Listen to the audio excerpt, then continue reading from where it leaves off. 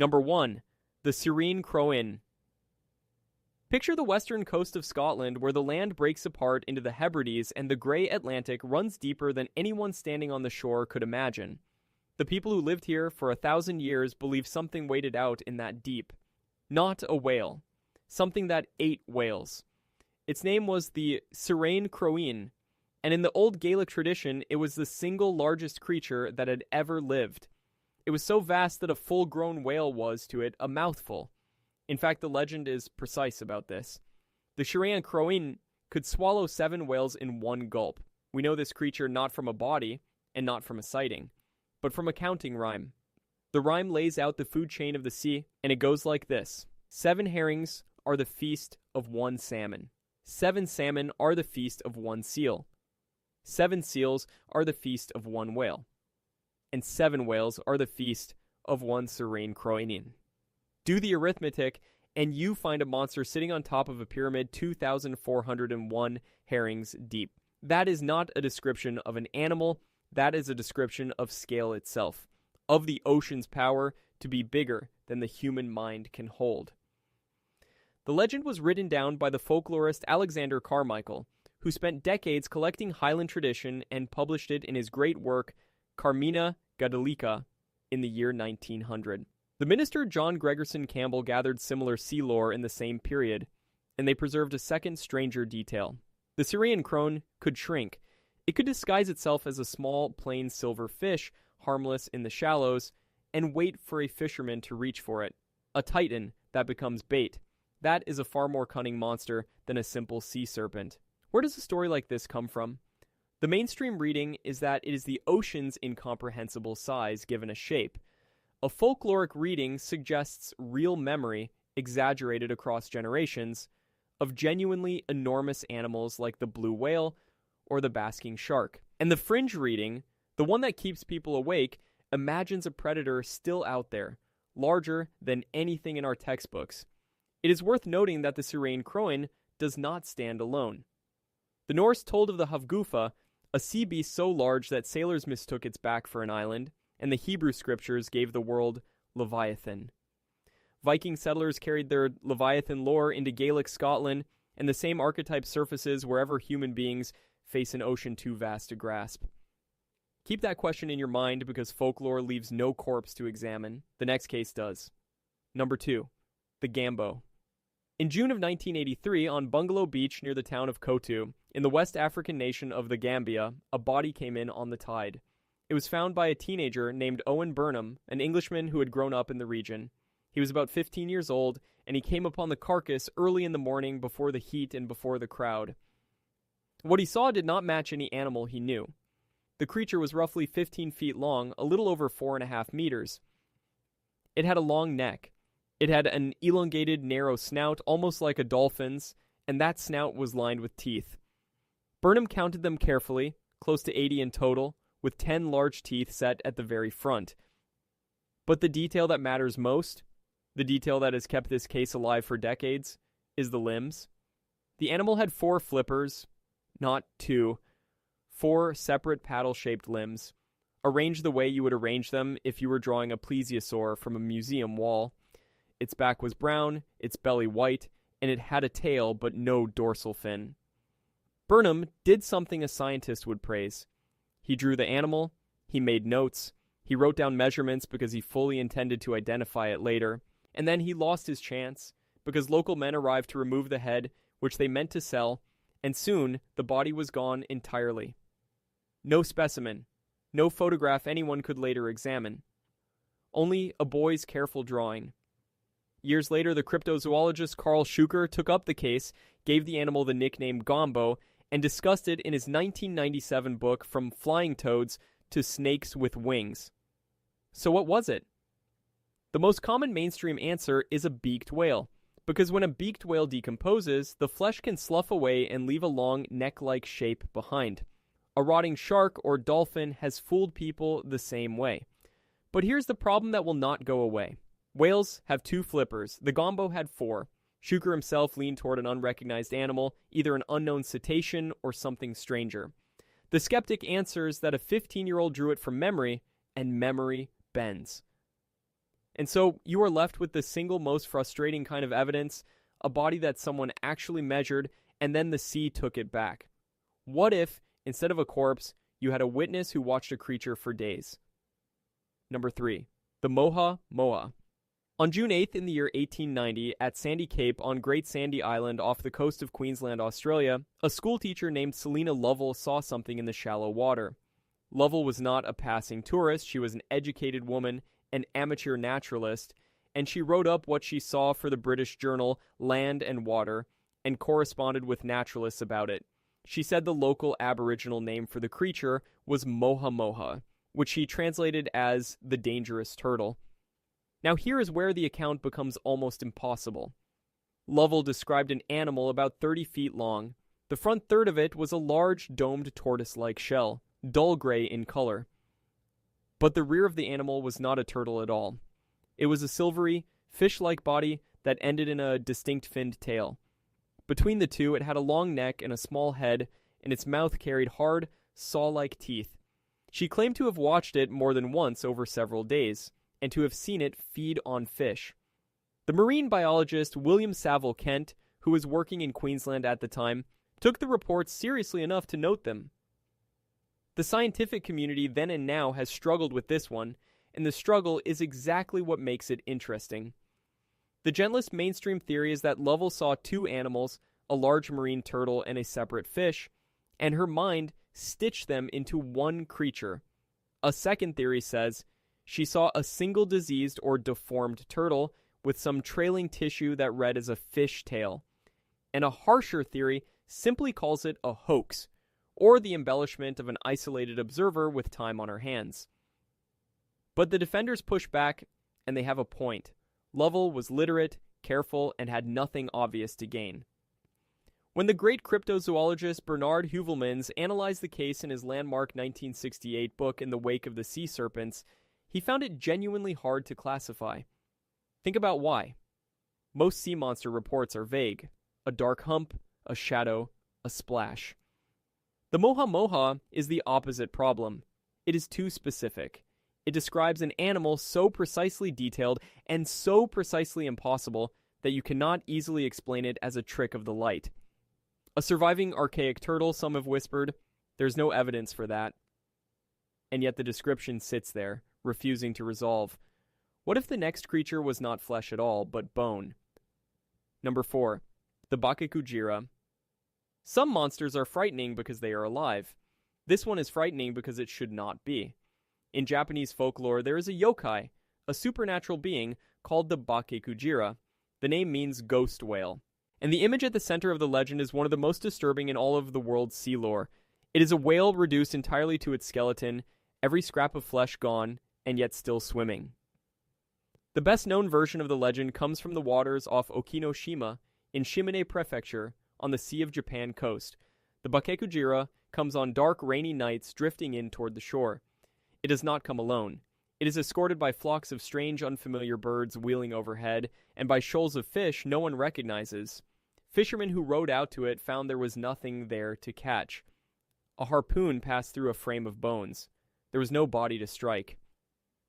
This legend grew out of the whaling communities of the Edo period, people whose entire lives depended on killing whales, and who also feared what that killing might call back. The creature was popularized for modern audiences by the manga artist Shigeru Mizuki, who devoted his career to cataloging yokai. The folkloric reading is direct. The Bakekujira is the vengeful spirit of a slaughtered whale, returning to haunt the people who hunted it. Japanese whaling towns actually built Kujirazuka, whale graves, and held memorial services for the animals they took. The ghost whale is guilt, given a skeleton. But there is a naturalistic reading too, and it is almost as eerie. A real whale carcass, pale and half decomposed, seen at night through rain, would look like nothing else on Earth. Add bioluminescent bacteria, which genuinely coat decaying matter in the sea, and the bones could seem to glow with a faint cold light. The strange fish and birds are simply the scavengers that trail any dead whale. Some scholars even read the legend as an early awareness of disease, because a rotting whale washing ashore really could bring sickness to a village. Unlike a Western cryptid, the Bakekujira was never proposed as an undiscovered species. It was always understood as a spirit, and that is what makes it linger, an image of death that simply refuses to stop moving. From a spirit tied to the dead, we turn now to a spirit that hunts the living. Number 5, the Qalupalik. Travel north to the edge of the Arctic sea ice, into the world of the Inuit of Arctic Canada and Greenland. Here, the legend is not about a monster that eats whales or haunts whalers. It is about a monster that takes children. Her name is the Qalupalik, and generations of Inuit children were raised knowing exactly what she looked like. She has green, clammy skin. She has long, streaming hair and long fingernails. And she wears an amautik, the traditional parka with a pouch on the back, except that she uses that pouch to carry off the children she steals. The Qalupalik lives beneath the sea ice in the black water along the shore. Her signature, the detail that chills every version of the story, is a sound. She hums.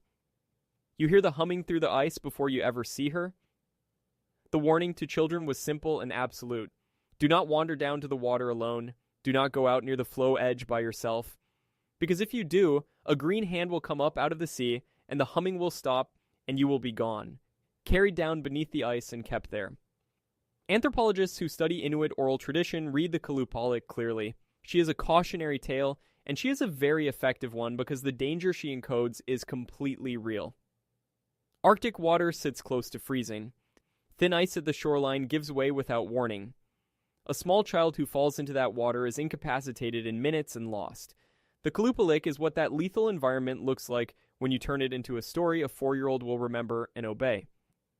She stands alongside Sedna, the great Inuit sea mother, in the same cosmology of the deep. She was preserved through Unikaktuart, the traditional stories told across generations, and she has been carried into the present day. The National Film Board of Canada released an animated short called Qalupalik in the year 2010, directed by Ami Papatsi, and Inuit publishers have put her into picture books so that Inuit children still meet her. Western writers sometimes file her under merfolk, but that label flattens her, because it strips away the ice, the humming, and the exact Arctic peril she was built to teach. Now cross the entire planet from the coldest sea to the warmest, and meet a spirit that rides the sky. Number 6, the Adaro. In the Solomon Islands, in the Melanesian Pacific, and especially on the island of Malaita, people told of sea spirits called the Adaro. And of all the creatures on this list, the Adaro may be the one you have never heard of, which is a shame, because it is one of the most cinematic monsters folklore ever produced. Picture a being that is part man and part fish. It has gills behind its ears. It has fins growing from its feet. A spike like the bill of a swordfish projects from the top of its head. And along its back runs the fin of a shark. The Adaro are not gentle guardians of the sea, they are malevolent, which sets them apart from many of the friendlier ocean spirits found elsewhere in the Pacific. And the way they travel is extraordinary. They ride between the sea and the sky along waterspouts and along rainbows. A rainbow touching the ocean, in this belief, is a road, and something is walking down it toward you. Their weapon is stranger still. The Adaro takes a flying fish and it hurls it like a spear. A person struck by that flying fish might faint, might fall ill, might die. Where do the Adaro come from, in the belief of the people who feared them? From us. Melanesian tradition held that a human spirit had two parts, a good aspect and a harmful one, and when a person died, the wicked part could become an Adaro. So these were not alien creatures. They were the cruelty inside people, released into the sea. Early anthropologists and missionaries in the Solomon Islands recorded these beliefs and set the Adaro within a wider spirit world that also included the Fagona, the creator spirits. The Adaro linked to the sun were considered especially dangerous, tied to the blinding glare of the midday sea. Look at how much real hazard is folded into this single figure.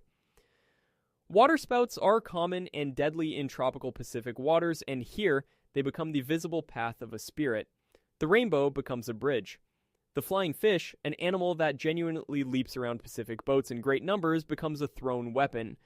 The naturalistic reading writes itself. The Adaro is sunstroke and drowning and sudden storms, all personified into one spiked-finned rainbow-riding hunter. Up to now, every creature we have met lived in folklore. From here on, the witnesses wrote reports. Number 7. The Egede Sea Serpent. On July 6th, in the year 1734, off the coast of Greenland, a ship's company saw a monster, and the man who wrote it down was not a superstitious sailor. He was Hans Egede, a Danish-Norwegian Lutheran missionary so important to the region that history remembers him as the Apostle of Greenland. He was aboard a ship moving colonists and clergy along that cold coastline when the creature appeared, and his account has been argued over ever since. Egede wrote that the creature rose out of the sea so high that its head reached up above the ship's main mast. Think about that height for a moment. It had a long, pointed snout. It had broad, paw-like flippers. Its body looked rough and wrinkled, almost as if it were covered in a shell. And crucially, it spouted water into the air like a whale. When it finally dove back down, it threw its long tail up out of the water, and Egede judged the whole animal to be longer than his entire ship. The account was published in Egede's Natural History of Greenland in 1741, and an illustration attached to the story fixed its terrifying shape in the European imagination for centuries. His son, Pul Egede, recorded the same event, which gives us a rare thing in these cases, a second family witness. So what did they see? The strongest mainstream theory keys on that one word, spouting. A creature that spouts is almost certainly a whale, perhaps a humpback breaching, perhaps a whale in distress, or tangled in something, seen through fear and poor light. A second theory suggests a giant squid, holding its arms straight up out of the water so that they resembled a rearing neck. The skeptic reminds us that Egede was a preacher, a man whose whole purpose was to see the hand of God and the works of wonder in the world. But the defender notes something important. For a man of his era and his profession, his description is remarkably restrained, careful, and specific. He did not reach for scripture. He described an animal. That is exactly why it endures as one of the earliest serious European sea serpent reports, a benchmark against which later cases are measured. And a little over 100 years later, the witnesses would not be missionaries. They would be officers of the Royal Navy. Number 8, the HMS Daedalus Sea Serpent. On August 6th, in the year 1848 in the South Atlantic, somewhere between the Cape of Good Hope and the island of St. Helena, the Royal Navy frigate HMS Daedalus was sailing home from the East Indies, and her officers saw something that would soon dominate the newspapers of Britain. The commander, Captain Peter McQuay, would report it formally, and put the full weight of the Royal Navy behind the sighting. The men described a creature about 60 feet long, as much of it as they could see. It held its head roughly 4 feet above the surface of the water, and, unnervingly, it held that head perfectly steady. It did not undulate. It moved in a straight line, at an estimated 12 to 15 miles per hour, as if propelled by something below. Its color was a dark brown, with a yellowish-white throat. They saw no fins. But along its back there trailed something like a mane, or a mass of seaweed. The whole encounter lasted about 20 minutes as the animal passed close by the ship. When the Daedalus reached Britain, McQuay submitted his report to the Admiralty, and the Times of London published the account in October of 1848. The nation went into an uproar. The Illustrated London News ran dramatic engravings of the serpent gliding past the frigate. And then science pushed back in the person of Sir Richard Owen, the most famous anatomist in Britain, the man who would coin the word dinosaur. Owen declared, in effect, that there was no sea serpent. What the men had seen, he argued, was a large seal, most likely an elephant seal, adrift on a current far from home. McQuay was furious, and he rejected Owen's explanation outright. His officers, he insisted, were trained observers who knew perfectly well what a seal looked like, and this was no seal. The quarrel between Owen and McQuay became one of the great public science spectacles of the Victorian age, a duel between an establishment expert and a decorated naval captain. Modern skeptics have offered their own candidates: an elephant seal, a large shark, a drifting mass of kelp, a giant squid, a surfacing whale. But the case set a lasting template: the credible sea serpent, sworn to by disciplined witnesses before the British Admiralty. And it raised an obvious question. What happens when the witnesses are not sailors at all, but professional zoologists? Number 9. The Valhalla Sea Serpent. On December the 7th in the year 1905 off the coast of Brazil near the mouth of the Paraíba River, two men leaned over the rail of a yacht and watched an animal that neither of them could name. And this is the case that skeptics find the hardest to dismiss, for a very simple reason. The two men were Michael Nicol and Edmund Meade Waldo, and both of them were fellows of the Zoological Society of London. These were not frightened deckhands. They were credentialed naturalists professionally trained to identify animals sailing aboard the yacht Valhalla, owned by the Earl of Crawford. What they described was strange and specific. First, they noticed a large frill or fin sticking several feet up out of the water. Then, ahead of it and below, a head and a long neck rose into view. The neck, they said, was turtle-like, and it was thick as a man's body, dark on top and whitish underneath. They watched it through binoculars at fairly close range, two experts staring at the same creature and agreeing on what they saw. Nicol later published the sighting in his 1908 book 3 Voyages of a Naturalist, and the pair reported it formally to the Zoological Society of London. That professional agreement is the heart of the case. When a lone sailor reports a monster, it is easy to say he was untrained, or tired, or drunk. You cannot say that about two fellows of the Zoological Society who observed the animal together and described it the same way. Mainstream explanations have been offered, of course, a very large eel, a basking shark, some known animal seen from a confusing angle. But the specific combination they reported, a tall frill together with a thick, raised turtle-like neck, fits none of those candidates comfortably. Nicol himself came to suspect that they had seen a genuinely unknown large marine animal.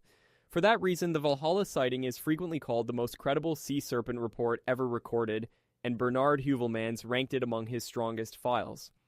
And yet notice what is still missing. There is no photograph. There is no specimen.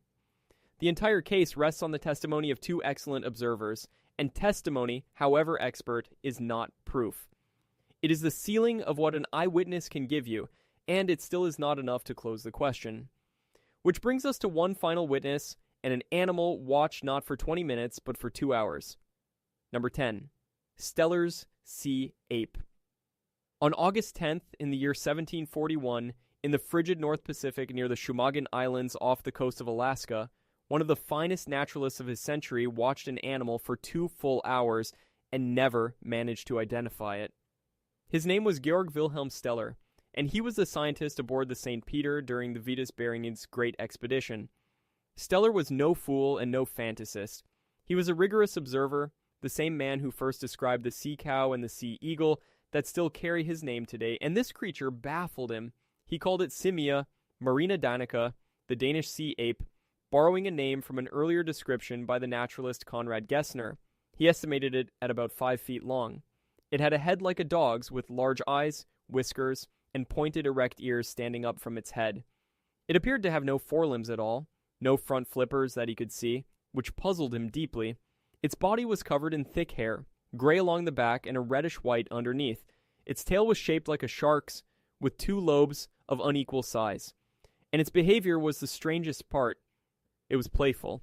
It raised itself out of the water to look at the ship, swam around it again and again, and at one point played with a piece of seaweed, tossing it into the air.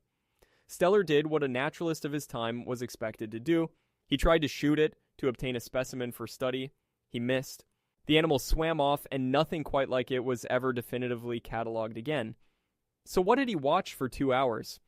The leading mainstream explanation is a northern fur seal seen from an unusual angle, and there is real support for this because fur seals, unlike true seals, have visible external ear flaps, which fits those erect pointed ears exactly. Others have proposed a juvenile or unusual sea otter, which would explain the playful seaweed tossing. The skeptic points out that Steller was exhausted, often ill, and hungry for novelty on a brutal voyage. But the defender returns every time to the same fact. This was Steller. This was a careful, brilliant scientist whose other identifications were accurate enough to stand for 3 centuries. That is what keeps the sea ape alive as a genuine puzzle rather than a joke. A great observer, 2 hours of watching, and no answer at the end of it. Now step back with me, because 10 reports are in front of us, and it is worth asking what they all have in common. Lay the reports side by side, and a pattern jumps out immediately. The same monster keeps appearing. A long neck held above the water, a row of humps, a trailing mane, enormous length, few or no visible fins. The Egede serpent held its head high and dove with a long tail. The Daedalus creature held its head 4 feet up and moved in a dead straight line. The Valhalla animal raised a thick turtle-like neck. Even the Cirein-cròin, a pure folklore giant with no witness at all, settles into the same serpentine silhouette. Why would sightings, separated by centuries and oceans, converge on one shape? Part of the answer is in your own head. Human perception is a pattern-completing machine.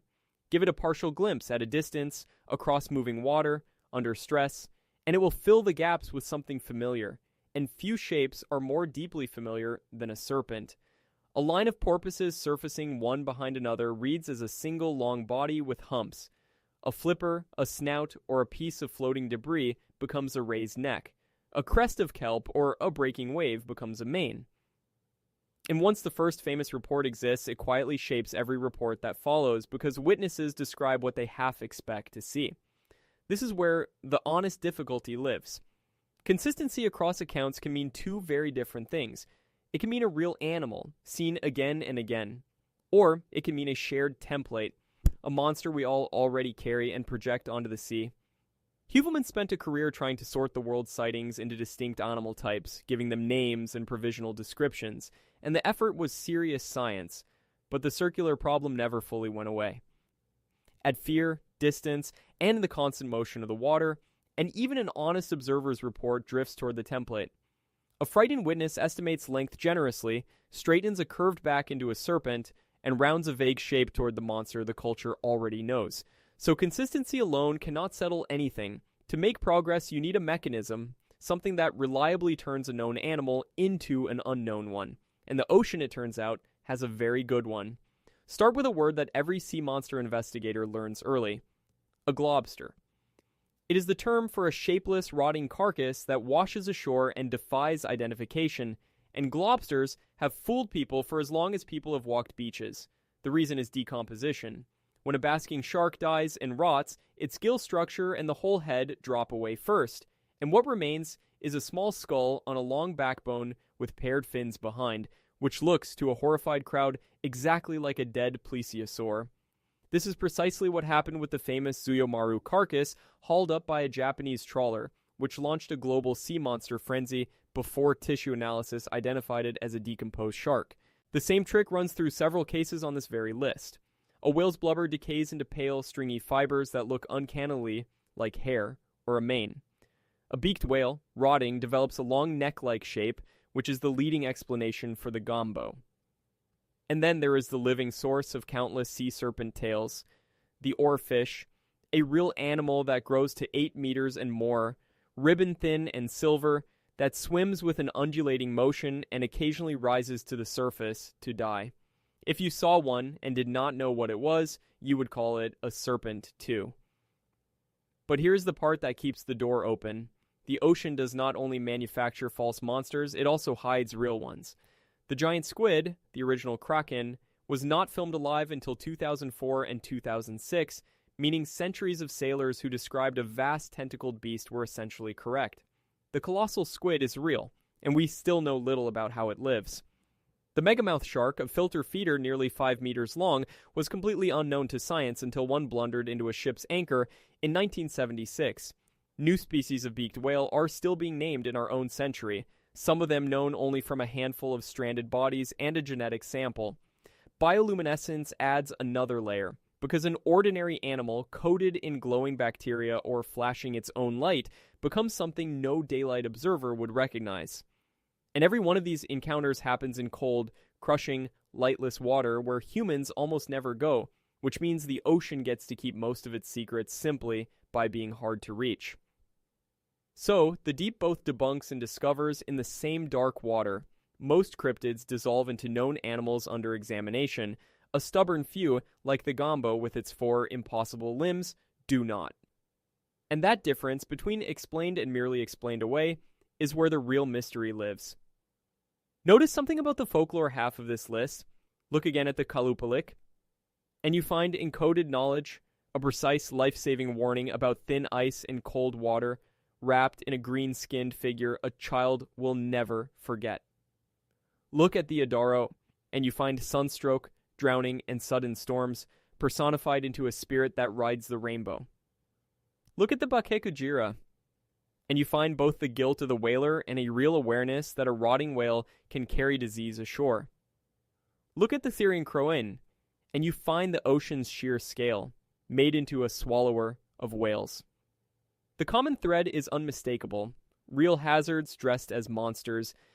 There's a reason cultures do this rather than simply issuing warnings. A memorable monster outperforms a dry instruction every single time. A story with a green hand and a humming voice under the ice will travel across generations, intact without a single written word, and it will keep children off the flow edge more reliably than any lecture. This is folklore doing the work of a safety manual, in the only format that survives oral transmission, which is fear made vivid, and the fear itself is universal. Coastal peoples who never met on opposite sides of the planet independently populated their seas with lurking predators and grasping spirits because every one of them lived beside the same unknowable dark. When Western science arrived, it did something interesting. It reframed these spirits as unknown species, translating the Qalupalik and the Adaro out of religion and into cryptozoology. Something is gained in that translation and something is lost, because a spirit is not a specimen, and treating it like one misses most of what it meant. The deep sea remains one of the last places on Earth where myth and map still overlap, where the edge of human knowledge is close enough to touch, which raises the honest scientific question. How much really is still out there, uncatalogued? Be careful here, because the honest answer is neither of the two comfortable extremes. The deep sea is genuinely, staggeringly underexplored. Vast stretches of the seafloor have never been mapped in real detail, and human beings have physically visited the deepest zones only a handful of times in history. We have better maps of the surface of Mars than of much of our own abyss. So the raw ignorance is real, and it is enormous. And discovery has not stopped. It is ongoing. The megamouth shark stayed hidden until 1976, a filter-feeding giant that somehow escaped every net and every naturalist for the whole history of science until one day it did not. The coelacanth, a fish thought extinct for tens of millions of years, was pulled from the sea alive in 1938, the ultimate living fossil surprise. New beaked whales are still being identified through genetics and strandings. Environmental DNA sampled straight from seawater is now revealing the presence of animals no one has ever seen, detected as genetic traces before a single specimen is ever caught. Long-duration cameras left on the seafloor, and remote submersibles that can loiter in the dark for hours, keep returning footage of behaviors and creatures that surprise the specialists who study them. All of this argues against smug dismissal. But it argues for something specific, not for anything at all. A large, undiscovered fish, or a new cephalopod, or an unrecognized whale is entirely plausible, because those things keep actually happening. A surviving marine reptile, a true living plesiosaur cruising the modern ocean, is a completely different order of claim, and the evidence for it is essentially zero. The standard of proof does not change no matter how romantic the case. It is a body, a specimen, or unambiguous film. That is what the Gambo would need to become more than a boy's drawing. That is what the Valhalla animal would need to become more than expert testimony. Eyewitnesses, however skilled, however numerous, cannot carry the claim across that line by themselves. The correct posture is not belief, and it is not mockery. It is a patient, open verdict. Unproven, not impossible. So, walk back through what we have actually seen. We began with a folklore giant that swallowed whales, moved to a carcass a teenager measured before the tide erased it, to a schoolteacher's impossible turtlefish, to a swimming skeleton, to a green hand beneath the ice, to a spirit riding a rainbow, and finally to 3 careful witnesses in 3 different centuries who watched real animals they could not name. And here's the thing worth sitting with. Not one of these 10 was ever confirmed. And not one of them was ever completely explained away either. That is the strange territory the abyss occupies. It is the place where evidence runs out. And into that gap, every culture on this list poured the same thing: its own fear of the dark water, given a shape and a name. We people the deep with our anxieties because the deep will not correct us. There is a pull in all of it, the very human wish for the monster to be real, running right alongside the knowledge that it almost certainly is not. Holding both of those at once is not a weakness. It is exactly the right way to stand at the edge of the unknown. That is why the careful witnesses matter most. The Stellers and the Nichols and the McQuays, the ones who described precisely what they saw and then, to their great credit, admitted they did not know what it was. Science moves forward by cataloging patiently one confirmed animal at a time. Folklore endures by meaning, one remembered story at a time. And the ocean, quietly, keeps doing what it has always done, hiding things of enormous size in plain sight, the way it hid the largest animal that has ever lived, the blue whale, a creature so vast the old storytellers would have called it a monster, and it turned out to be simply real. You and I are left holding the same open question those witnesses held. Something was seen. Something was measured. And then the dark water closed over the report, and the deep kept its secret a little while longer.